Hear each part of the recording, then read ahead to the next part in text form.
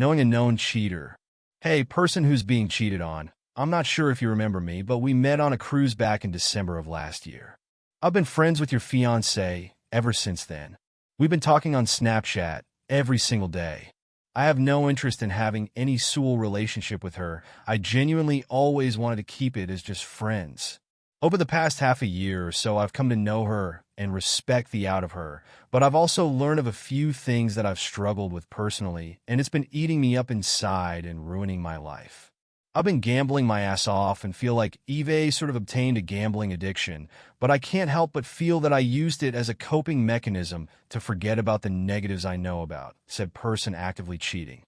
She's been cheating on you with a guy named kept this out for Reddit reasons.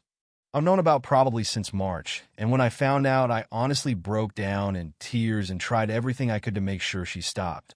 And it seemed like I got to her, which to me was enough for me to never tell you. Which, looking back on it, was wrong.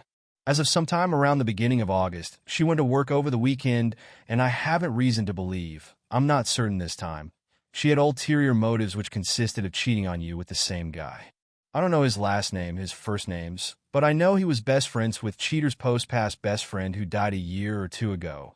Referring to, again, no, I'm not sure why it started or if she used him as a coping mechanism, but I would really hope that if I was ever in your shoes that someone would tell me all this information. I'd also like you to know that I did see her in Virginia back in June. But again, my goal was just to be friends. I've never crossed any boundaries that would lead me to make you believe that she was cheating on you with me, except I do think she is beautiful, and I do tell her that from time to time. And although if you mention this to her, she'd probably deny it, but from the very first day I mentioned I would love to get to know the both of you more, but she was always scared that you would think she was cheating on you with me, which I could never do. My morals wouldn't allow me to do that. I am not religious. I wrote this on August 15, 2024. I'm still so unsure if I want to send this because I don't know if you know already and you don't care. If it's just ending a friendship I care so much about. Or if I'm a scumbag for ratting out someone that confided so much trust into me.